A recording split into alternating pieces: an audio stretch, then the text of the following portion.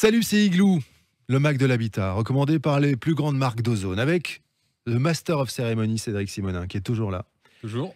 Et on a retrouvé Christian Weibel. On l'avait perdu en saison 2. Bah, on l'a retrouvé en saison 3. Avec beaucoup de plaisir, je suis de retour. Mais oui, Christian Weibel, Century 21.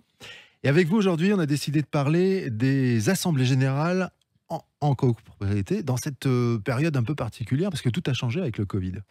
Je vous laisse en débattre tous les deux. Et si jamais il y a une question qui me vient, j'interviens. Attention.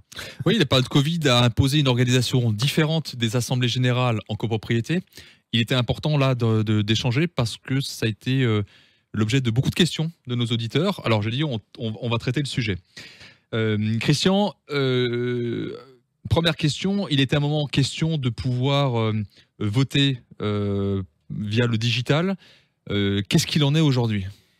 C'est toujours le cas. Alors, il faut savoir que depuis le mois de mai 2020, il y a eu 5 décrets d'application différents qui ont fait évoluer les choses. Le souhait de l'État, c'était effectivement de pouvoir maintenir les réunions, assemblées générales et autres réunions en visioconférence. On s'est rendu compte que ça demandait d'abord un investissement important pour le syndic en termes d'équipement de matériel et que beaucoup de personnes aujourd'hui n'avaient pas toujours l'équipement adéquat à domicile pour pouvoir suivre la réunion. Donc, cette application s'est mise en place de manière très ponctuelle et on a plutôt préféré faire des visioconférences avec une prestation particulière avec un éditeur de logiciels et de pouvoir travailler en parallèle avec des procurations ou des ordres du jour validés par les gens chez eux qui nous ont envoyés par la poste ou par mail. Donc aujourd'hui, c'est toujours possible, il faut le savoir. C'est extrêmement onéreux pour la copropriété, donc c'est moins le cas aujourd'hui. Mais on a souvent aujourd'hui un mix des deux, où les gens peuvent nous suivre par visioconférence chez eux, mais ils auront donc au préalable transmis la procuration pour qu'on puisse voter en leur nom. Et on leur a transmis au dos de cette procuration toutes les questions de l'ordre du jour. Et ils ont la possibilité donc de répondre à côté s'ils votent pour ou contre, ou des remarques écrites.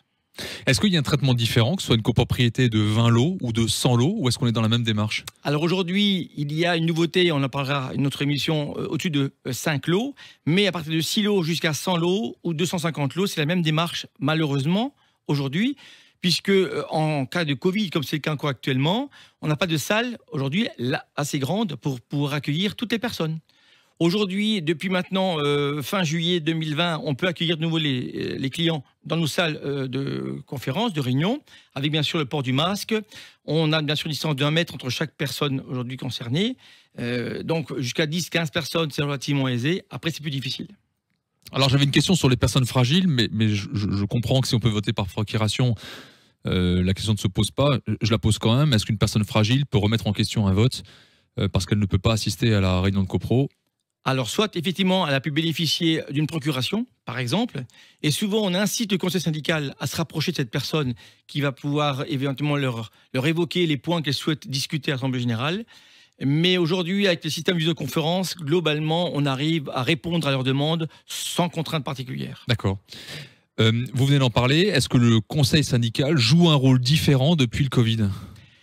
Il est devenu extrêmement important. Depuis le Covid, c'était le lien physique entre les copropriétaires, la copropriété et nous, syndics. Et on s'est rendu compte qu'ils ont pris d'abord leur rôle extrêmement au sérieux. Ils ont été là pour aider les copropriétaires à faire des choix, à les rassurer et à faire le lien avec le syndic. Et toutes les réunions que nous avons faites, nous, à partir du 11 mai, ont été faites régulièrement avec les conseils syndicaux présents. Et il y avait des procurations pour chaque conseiller syndical pour représenter les copropriétaires. Sachant qu'on est bloqué à 15% des voix de l'immeuble en procuration. Mais globalement, aujourd'hui, ils ont été un élément fédérateur dans les copropriétés. Ils ont été vraiment le lien, on va dire, social entre les copropriétaires et le syndic. Et je pense que plus que jamais, le législateur va renforcer les liens du conseil syndical. Alors justement, par rapport au législateur, est-ce qu'il y a des choses qui sont dans les tuyaux pour les mois qui viennent ? Tout à fait. Aujourd'hui, déjà, ils sont en train de retravailler, comme dit, sur les petites copropriétés de moins de 5 appartements. Ils vont renforcer les pouvoirs du conseil syndical. Et ils sont en train de faire un gros travail pour que toutes les copropriétés en France aient un compte extranet chez le syndic avec toutes les pièces importantes facilement joignables par Internet. Donc chaque copropriétaire aura son compte extranet. Il y aura ses comptes, ses décomptes de charges et documents importants. Ce qui va encore une fois faciliter la vie du copropriétaire.